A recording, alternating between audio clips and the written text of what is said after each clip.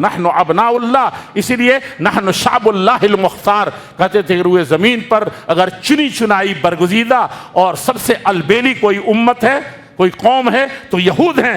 آج بھی اس تنتنے کے ساتھ وہ رہتے ہیں، اسے ہی سوچتے ہیں۔ ہٹلر نے ان کی اینٹ سے اینٹ بجا دی تھی، چن چن کے قتل کیا تھا، لیکن وہ اپنے اس آئیڈیالوجی سے، اپنے اس غرور سے، اپنے اس فخر سے کبھی بھی باہر نہیں۔ اور ہم یہ مسلمان ہیں جسے دیکھ کے شرمائے یہود۔ ہماری حالت کیا ہوتی چلی جا رہی ہے، ہم کہاں پہنچ رہے ہیں، اپنی سب چیزوں سے الگ ہوتے چلے جا رہے ہیں۔ وہ احباؤہ، اور اللہ جل شانہ گئے گزرے زمانے میں بھی اور بگڑے ہوئے حالات میں بھی اللہ جل شانہ کے چہیتے ہم ہی ہیں۔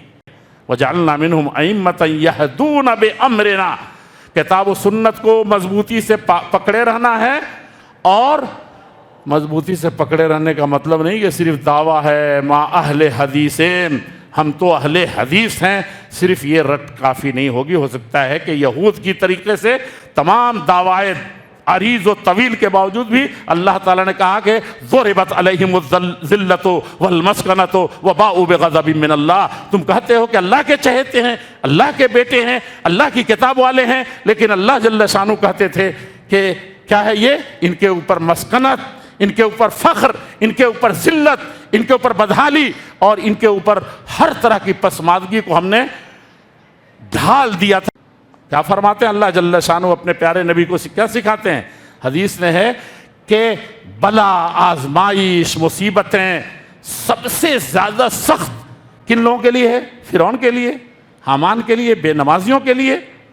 ان کے لیے کیا بلا ہے بھائی؟ ان اشد الناس بلاء، آزمائش سب سے کڑی کس کی ہوگی، سب سے سخت؟ الانبیاء۔ الحمدللہ نحمده ونستعینه ونستغفره ونعوذ باللہ من شرور انفسنا ومن سیئات اعمالنا، من يهده الله فلا مضل له ومن يضلله فلا هادي له، وأشهد أن لا إله إلا الله وأشهد أن محمدًا عبده ورسوله، أما بعد فإن خير الحديث كتاب الله، وخير الهدي هدي محمد صلى الله عليه وسلم، وشر الأمور محدثاتها وكل محدثة بدعة وكل بدعة ضلالة وكل ضلالة في النار۔ أعوذ بالله من الشيطان الرجيم، بسم الله الرحمن الرحيم۔ يا أيها الذين آمنوا اتقوا الله حق تقاته ولا تموتن إلا وأنتم مسلمون۔ يا أيها الناس اتقوا ربكم الذي خلقكم من نفس واحدة وخلق منها زوجها وبث منهما رجالا كثيرا ونساء، واتقوا الله الذي تساءلون به والأرحام، إن الله كان عليكم رقيبا۔ يا أيها الذين آمنوا اتقوا الله وقولوا قولا سديدا يصلح لكم أعمالكم ويغفر لكم ذنوبكم، ومن يطع الله ورسوله فقد فاز، ومن يطع الله ورسوله فقد فاز فوزا عظيما۔ وقال تبارك وتعالى في موضع آخر وَلَقَدْ آتَيْنَا مُوسَى الْكِتَابَ فلا تكن في مرية من لقائه وجعلناه هدى لبني إسرائيل وجعلنا منهم أئمة يدعون بأمرنا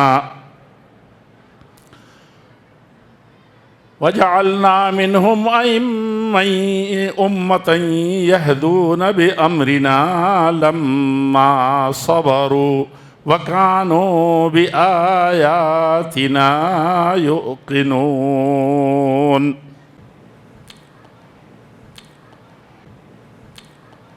ہماری اس اہم ترین بستی کرموڑ میں آج کا یہ عظیم الشان اجتماع عام جماعت کے چیدہ علماء کرام اور اس کے اہم ترین خطبہ کے خطابات اور ہماری ضلعی جمعیت، صوبائی جمعیت اور آپ کی مقامی جمعیت کا یہ اہتمام اور ہر چھوٹے بڑے مرد عورت پیر و جوان سب کے یہ ولولے اور سب کی کاوشیں ہمارے لیے یعنی مرکزی جمعیت اہل حدیث کے ذمہ داروں کے لیے بہت ہی زیادہ ہمت افزائی کا سبب ہے اور شکر گزاری کا مقام ہے، اور آپ سب کے بہت زیادہ نیک ہونے، سعادت مند ہونے اور جماعت اور ملت اور ملک اور انسانیت کے لیے مفید ہونے کی ایک طرح سے ضمانت ہے، سرٹیفکیٹ ہے۔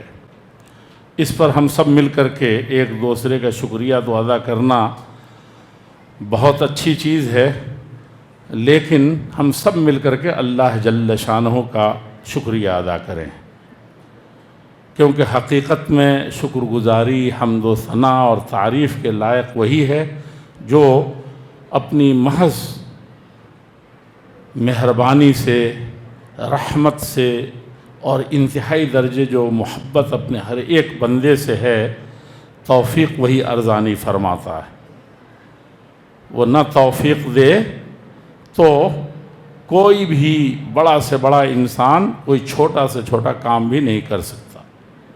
اس لیے ہم سب کا فرض بنتا ہے، اور خاص طور پر جن جوانوں نے، جن بزرگوں نے، جن ماں اور بہنوں نے جس ولولے اور جوش کے ساتھ اس اہم دینی، اصلاحی اور خاص طور پر امت کی رفعت و سربلندی کے لیے جو عنوان متعین کیا ہے، علم کی اہمیت، علم کی ضرورت، اس پر ان کو اللہ جل شانہ کا شکریہ ادا کرنا چاہیے۔ منت منہ کے خدمت سلطان ہمی کنی، منت ازو شناش کے بخدمت بداشتت۔ جوانوں، پیسے والوں،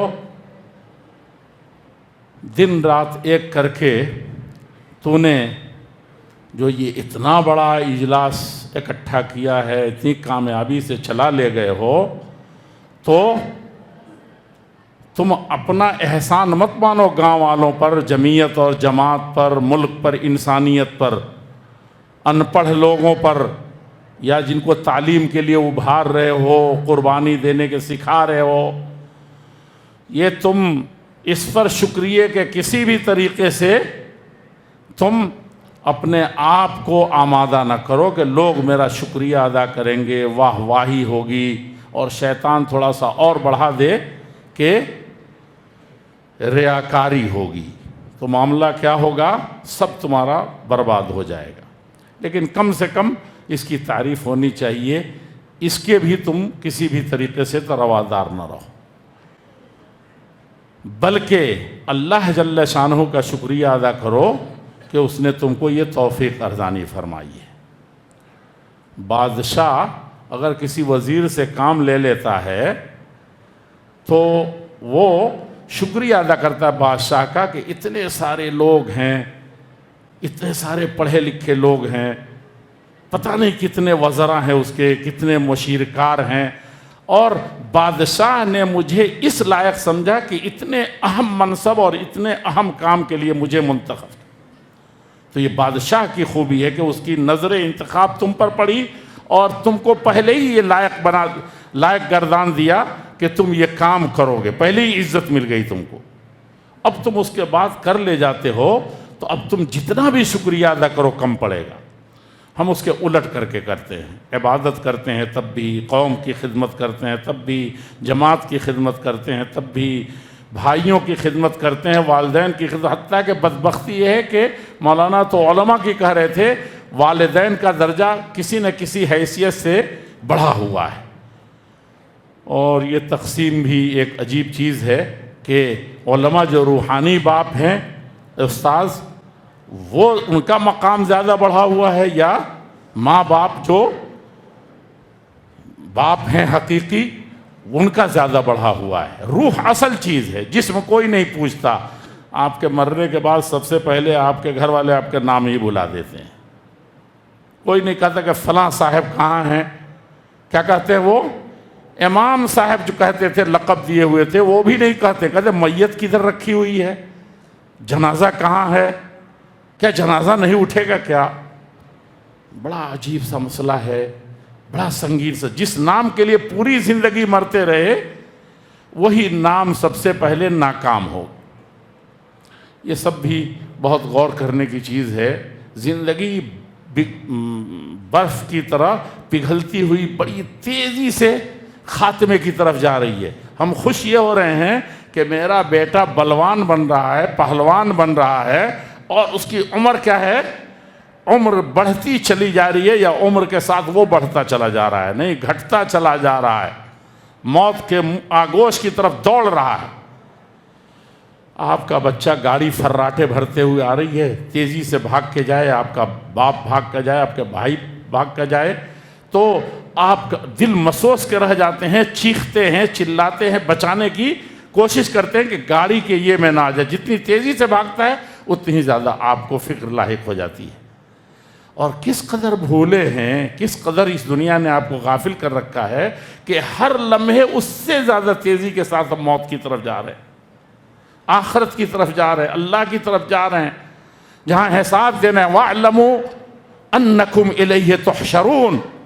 ابھی مچل لو، ابھی جیسے چاہو کر لو، منمانی برت لو، لیکن کیا ہوگا تمہیں؟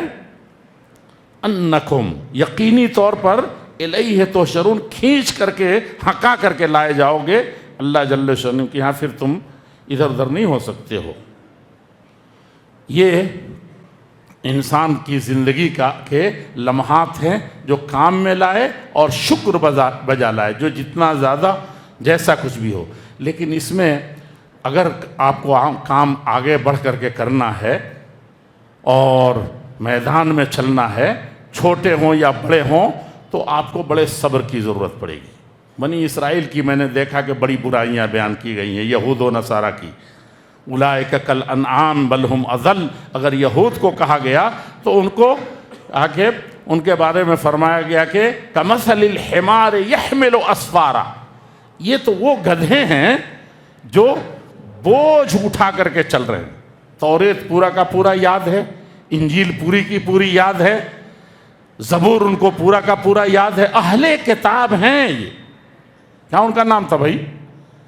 قرآن نے بھی بار بار یہ خطاب دیا ہے، لعنتی قوم نہیں کہا کبھی یہود کو، ملعون نہیں کہا، خطاب کے وقت کبھی نہیں کہا اے ملعون لوگو جنہوں نے دنیا کو برباد کر دیا، قوموں کے ایمان ختم کر دیے، کتابوں کو مسخ اور محرف کر دیا، کبھی بھی ایسا خطاب میں نہیں ہے۔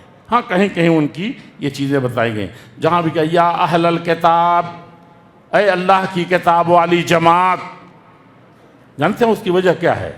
ابھی جس سب مولانا حضرات تقریر کر رہے تھے، وہ کتاب سے کبھی الگ ہونا نہیں چاہتے تھے. شیطان نے ان کو ضرور بہکا دیا تھا اور وہ کتاب کو چھوڑتے نہیں تھے. کتاب پر کو مضبوطی سے تھامے ہوئے تھے. ان کا ایمان بھی تگڑا تھا اور کوئی دوسری چیز سننے کے لیے وہ تیار نہیں تھے. آپ تو تھوڑا سا انگریزی کوئی بچہ فر بولا, دوسری قوم کے بارے میں آپ کو پٹی پڑھا دی کہ وہ انگریزی پڑھ کر کے آگے ہوئی ہے, بس ساری توانائی ادھر آپ نے صرف کر دی. اب آپ کو فخر ہونے لگا کہ میرا بیٹا 2 لفظ انگریزی بولتا ہے, اور وہی بچہ سورہ فاتحہ جیسی, نہ کسی قوم کو ایسی بڑی بڑی کتابیں دی گئیں, مقدس کتابیں دی گئیں, بابرکت کتابیں دی گئیں اقوام عالم کو. اللہ جل شانہ نے صحف ابراہیم و موسیٰ بھی عطا کیے تھے, لیکن سورہ فاتحہ جیسی چیز کبھی نہیں دی گئی. کبھی آپ کو یہ فخر نہیں ہوا, کبھی آپ کے آنکھوں سے آنسو نہیں نکلے, کبھی آپ کے جذبات سے دل بھر نہیں آئے کہ آپ کا بچہ قرآن یاد کر لیا, آپ نے قرآن یاد کر لیا. کہاں ایمان؟ اور اب تو یہ ہے کہ قرآن سے بھاگنے کا بھی کام ہے. مکتب ہمارے برباد ہو رہے ہیں, مدارس کا حال جو ہے وہ سب کے آنکھوں کے سامنے ہے. اور ابھی کورونا نے کیا کر دیا مدارس کے ساتھ اور علماء کے ساتھ اور معلمین کے ساتھ, محفظین کے ساتھ اور مؤذنین کے ساتھ, یہ تو ساری دنیا کی نظروں میں آ گیا ہے کہ وہ کہاں کہاں بھٹکے اور کیسے کیسے گئے اور کن کن حالات سے دوچار ہوئے. تو یہود نے کبھی بھی کتاب کو نہیں چھوڑا تھا, اس لیے اللہ جل شانہ نے اس خوبی کے ساتھ ان کو ذکر کیا. کہیں کہیں دوسرے معنی میں بھی ذکر کیا ہے, ان کو ابھارا ہے, ان کو ان کا مقام یاد دلایا ہے کہ ایک کتاب اور آئی ہے جو ام الکتاب اس کے اندر ہے, اس کی طرف آؤ. لیکن عام طور پر وہ کتاب کو, اللہ کے نبی صلی اللہ علیہ وسلم سے ایک مسئلے میں یہود نے بحث کر لی. آپ نے جیسے ہی مسئلہ بتانا چاہا اللہ کی وحی قرآن یا حدیث سے, یہود نے کہا نہیں ہماری کتاب سے فیصلہ کیجئے, ہم اہل کتاب ہیں, خود ہمارے پاس کتاب ہے. دیکھا آپ نے, ہم تو فوراً چلے جاتے ہیں, طلاق کا مسئلہ ہو تو گورنمنٹ آف انڈیا, ہماری مائیں اور بہنیں خوش ہو گئیں, مائیں بہنیں خوش ہو گئیں کہ گورنمنٹ نے اب طلاق کا پاور ان سے چھین لیا ہے اور ہم کو اس سے زیادہ پاور دے دیا ہے. قرآن کہاں چلا گیا؟ اب آپ مسلم پرسن اللہ کو لائیں, روز جو کچھ شور مچائیں, ان کو ایک دن میں یہ عارضی جو آپ کے ایمان اور دین اور دھرم یا آپ کی ہر طرح کی ناکامیوں یا قرآن کریم سے رشتہ ٹوٹ جانے کی وجہ سے آپ کو ایک کھلونا بنا کر کے پیش کر دیا, اس کے پیچھے آپ دوڑ رہے ہیں. ہماری بہنیں کل کی کل دوڑ رہی ہیں, مرد بھی دوڑ رہے ہیں. یہ حال ہے ہمارا قرآن کے ساتھ. وہاں یہود کیا کہہ رہے ہیں؟ اللہ کے رسول سے ڈٹ گئے اور کتابیں رکھی گئیں. مناظرے جیسے ہوتے ہیں کہ ادھر سے ایک پلٹن ہے, سارے مسلمان علماء ادھر بیٹھے ہوئے ہیں اور ادھر یہودی علماء بیٹھے ہوئے ہیں, تھوڑے سے ہیں, اب دبے کچلے طریقے پر پہنچ رہے ہیں. کئی اپنی زیادتیوں, ظلم اور سازشوں کی وجہ سے اب وہ اپنے انجام کو پہنچ رہے ہیں, لیکن وہ اپنی چیز پر اڑے ہوئے ہیں. کہا کہ نہیں, ہمارا فیصلہ اس کتاب سے ہوگا, ہم اہل کتاب ہیں, اللہ کی کتاب والی جماعت. اللہ کے نبی صلی اللہ علیہ وسلم کے سامنے انہوں نے لا کر کے رکھ دیا. کہا اللہ کے رسول صلی اللہ علیہ وسلم نے, لاؤ توریت ہی دکھاؤ, ہم اسی سے فیصلہ کرتے ہیں تمہارا, کہاں ہو؟ تو اس کے اندر ہیر پھیر تو ضرور کر دیا کہ وہیں پر. کہا کہ ٹھیک ہے دکھائیے. وہ وہیں پر ہاتھ رکھ دیا جہاں اصل آیت تھی اور بقیہ, لیکن کتاب کو نہیں چھوڑا. آپ کی کتاب پر راضی نہیں ہوئے, وہ اللہ کی آخری کتاب پر راضی نہیں ہوئے. تو یہود کے اندر بڑی خوبیاں بھی تھیں. لعنتی کہا گیا ان کو, نحن ابناء اللہ. ایک اور خوبی تھی کہ آج اپنی شکل و صورت بدلتے چلے جا رہے ہیں, آپ اپنی پوزیشن سے ہٹتے چلے جا رہے ہیں, اور تیری صورت دیکھ کر دنیا نے پہچانی نہیں. اپنی صورت اور شکل, حتیٰ کہ اپنی آئیڈیالوجی اور اپنا ایمان بھی بدلتے چلے جا رہے ہیں. وہاں کیا ہے, وہ بڑے ٹنکے کی چوٹ پر کہتے تھے نحن ابناء اللہ, ہم اللہ کے بیٹے ہیں. یہ رشتہ کوئی ختم نہیں کر سکتا ہے, باپوں کے وارث ہمیشہ بیٹا ہوا کیے ہیں. تو اللہ جل شانہ کی زمین کا بھی, اللہ جل شانہ کے اس دین کا بھی, اللہ جل شانہ کی کتابوں کا بھی, اللہ جل شانہ جو اپنے بندوں سے چاہتا ہے, بیٹے باپ کے راستے سے کبھی نہیں ہٹتے. ہم اللہ کے بیٹے ہیں. صرف ایک طرح کا دعویٰ نہیں تھا جس کو ہم کہہ کر کے گزر جاتے ہیں کہ انہوں نے سب سے بدترین قسم کا دعویٰ کیا تھا کہ اللہ کے بیٹے ہیں، اور یہ واقعی بدترین دعویٰ ہے، لیکن اس کے اندر انہوں نے کسی دم کی بنیاد پر یہ بات کہی تھی، صرف ایسے مشغلہ کے طور پر نحن ابناء اللہ، اسی لیے نحن شعب اللہ المختار، کہتے تھے روئے زمین پر اگر چنی چنائی برگزیدہ اور سب سے البیلی کوئی امت ہے، کوئی قوم ہے تو یہود ہیں۔ آج بھی اس تنتنے کے ساتھ وہ رہتے ہیں، اسے ہی سوچتے ہیں۔ ہٹلر نے ان کی اینٹ سے اینٹ بجا دی تھی، چن چن کے قتل کیا تھا، لیکن وہ اپنے اس آئیڈیالوجی سے، اپنے اس غرور سے، اپنے اس فخر سے کبھی بھی باہر نہیں۔ اور ہم یہ مسلمان ہیں جسے دیکھ کے شرمائے یہود۔ ہماری حالت کیا ہوتی چلی جا رہی ہے، ہم کہاں پہنچ رہے ہیں، اپنی سب چیزوں سے الگ ہوتے چلے جا رہے ہیں۔ وہ احباؤہ، اور اللہ جل شانہ گئے گزرے زمانے میں بھی اور بگڑے ہوئے حالات میں بھی اللہ جل شانہ کے چہیتے ہم ہی ہیں، ہم ہی اس کے حقدار ہیں۔ کیا مسلمان کوئی دعوے دار ہے؟ آپ نے مسلم پرسن اللہ بنایا، بڑی مسلم پرسن اللہ، یعنی اللہ کا لا بھی، قانون بھی کہیں کسی خاص کے لیے ہوتا ہے؟ ہر ملک کے ماس کے ملک خدائے ماس، یہ زمین اللہ کی ہے، بندے اللہ کے ہیں، اور کیا ہے، یہ قانون اللہ کا ہے۔ البتہ اس میں تھوڑی سی ہم نے کمی کر دی ہے کہ یہ ذمہ داری ہم کو مل گیا بحیثیت مسلمان کی۔ یہود نے آج تک تنازل نہیں کیا، ہم نے یہ تنازل اختیار کر لیا ہے، تو مسلم پرسن اللہ بنایا کہ نہیں، ہم لوگ اتنے ہی میں راضی ہیں کہ اللہ جل شانہ کے کچھ چھوٹے موٹے قانون ہیں، اسی پر ہم چلیں گے، اور اتنے ہی پر نکاح، طلاق، وراثت وغیرہ کے چند مسئلے ہیں جس کو ہم مان کر کے بس معاملہ اپنا سماپت کرتے ہیں۔ جب کوئی قوم اتنا کمپرمائز کر جائے، پہلے ہی سکڑ جائے، پہلے ہی سمٹ جائے، تو اس کے بعد اس کو خش و خاصاک کی طرف بہا دیا جائے گا، پرسن اللہ بھی اب نہیں رہ جائے گا۔ جو آپ نے اپنی ایک خول میں بند کرنے کی کوشش کی تھی، اب کھول میں بھی نہیں رہنے دیے۔ ضرورت ہے ہر فرد کو، ہر شخص کو جاننے کی، سوچنے کی۔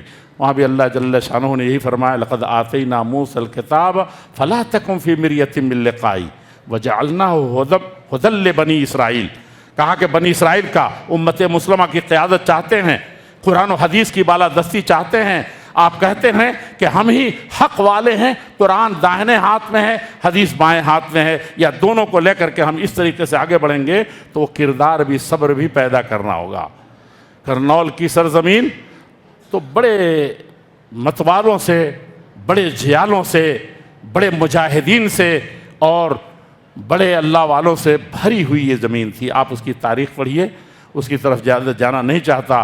اسلاف کے اس میراث کے امین تھے آپ کے آبا و اجداد، آپ کے یہ گاؤں والے۔ ایسے ہی بڑے صبر آزما حالات سے گزرنے کے بعد کرموڑ میں آپ کا وجود ہے، لیکن آپ جو ماضی ہم نے جو اسلاف سے میراث پائی تھی، ثریا سے زمین پر آسمان نے ہم کو دے مارا، ہم نے یہ میراث گنوانا شروع کر دیا، اپنی تاریخ سے بیگانگی اور ہر طریقے سے لا علمی کا اظہار کرنا شروع کیا ہے، ہم کہیں کے نہیں رہ گئے۔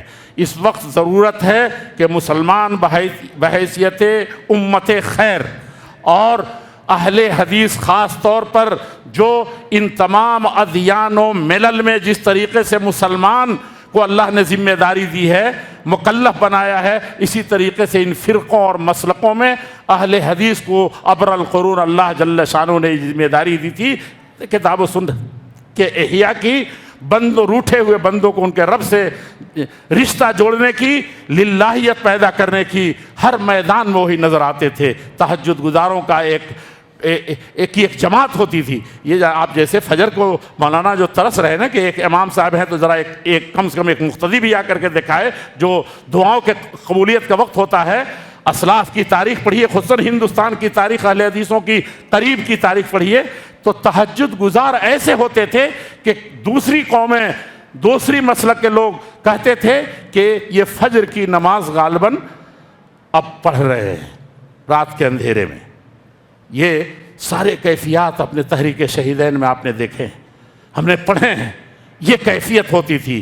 شاہ و گدا کو دیکھا تھا ہم نے کہ ایک ہی صف میں کس طریقے سے کھڑے ہیں، اور آج تو ہمارا مزاج کیسا بنا ہوا ہے اللہ ہی بہتر جانے، لیکن لما صبروا، یہ صبر کے مراحل ہی حقیقت میں کامیابی کا ذریعہ ہے۔ وجعلنا منہم ائمۃ یہدون بامرنا، کتاب و سنت کو مضبوطی سے پکڑے رہنا ہے، اور مضبوطی سے پکڑے رہنے کا مطلب نہیں کہ صرف دعویٰ ہے ما اہل حدیثین، ہم تو اہل حدیث ہیں، صرف یہ رٹ کافی نہیں ہوگی۔ ہو سکتا ہے کہ یہود کی طریقے سے تمام دعوائے عریض و طویل کے باوجود بھی اللہ تعالیٰ نے کہا کہ ضربت علیہم الذلۃ والمسکنۃ وباؤوا بغضب من اللہ، تم کہتے ہو کہ اللہ کے چہیتے ہیں، اللہ کے بیٹے ہیں، اللہ کی کتاب والے ہیں، لیکن اللہ جل شانہ کہتے تھے کہ کیا ہے یہ، ان کے اوپر مسکنت، ان کے اوپر فخر، ان کے اوپر ذلت، ان کے اوپر بدحالی، اور ان کے اوپر ہر طرح کی پسماندگی کو ہم نے ڈھال دیا تھا، جسے سکے کے اوپر وہ صورتیں اور وہ تحریر ڈھال دی جاتی۔ یہ اللہ جل شانہ کہتے ہیں۔ تو یہاں بھی کتاب و سنت کا نام لیتے رہیے، ہر سطح پر، ہر ایک جوان، ہر ایک ماں، ہر ایک بیٹی، اور اسی طریقے سے اس راستے پر گامزن رہنے کی ضرورت ہے۔ اور ایک بات میں کہہ کر کے چاہتا ہوں کہ ختم کر دوں، اللہ کے پیارے رسول صلی اللہ علیہ وسلم کے بارے میں تو ہم بہت کھل کے کہتے ہیں کہ وَأَحْسَنُ مِنْكَ لَمْ تَرَ قَطُّ عَيْنٌ وَأَجْمَلَ مِنْكَ لَمْ تَلِدِ النِّسَاءُ خُلِقْتَ مُبَرَّأً مِنْ كُلِّ عَيْبٍ كَأَنَّكَ قَدْ خُلِقْتَ كَمَا تَشَاءُ، کہا کہ روئے زمین پر کسی ماں نے ایسا البیلا، ایسا خوبصورت اور ایسا عقل مند، اتنا عظیم بچہ کسی ماں نے نہیں جنا، اور اللہ جل شانہ نے جیسے ایک آئیڈیل اور ایسا نمونہ بنایا کہ ساری دنیا والے چاہ کر بھی ایسا نمونہ پیدا کرنا چاہیں اور ویسا بننا چاہیں، اپنے آپ کو ڈھالنا چاہیں، تب بھی نہیں ڈھال سکتے، لیکن آپ کو اللہ تعالیٰ نے اسی شکل میں ڈھال دیا تھا۔ اور ایمان ہے کہ آپ سے افضل کوئی ہے نہیں، آپ سے بڑا کوئی ہے نہیں، سید الاولین والآخرین ہیں، امام المتقین ہیں، اور ساری کائنات کے امام کائنات ہیں، اگر امام الانبیاء ہیں۔ یہ سب کچھ ہے، لیکن صرف یہ فخر کرنے کے لیے ہے؟ کیوں ہے یہ؟ سوچئے کبھی، غور کیجئے۔ صحیح روایت ہے، ان اشد الناس بلاء، کیا فرماتے ہیں اللہ جل شانہ اپنے پیارے نبی کو کیا سکھاتے ہیں؟ حدیث میں ہے کہ بلا، آزمائش، مصیبتیں سب سے زیادہ سخت کن لوگوں کے لیے ہے؟ فرعون کے لیے، حامان کے لیے، بے نمازیوں کے لیے، ان کے لیے کیا بلا ہے بھائی؟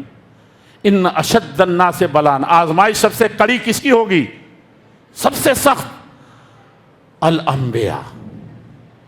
اور جب ہم کہتے ہیں کہ موسیٰ علیہ السلام کو اتنے معجزے دیے گئے، 9 یا کتنے، عیسیٰ علیہ السلام کو یہ معجزہ دیا گیا، ساری دنیا درمادہ ہو گئی، عاجز ہو گئی، کوئی پر نہیں مار سکا، ان کو نیچے گرنا پڑا۔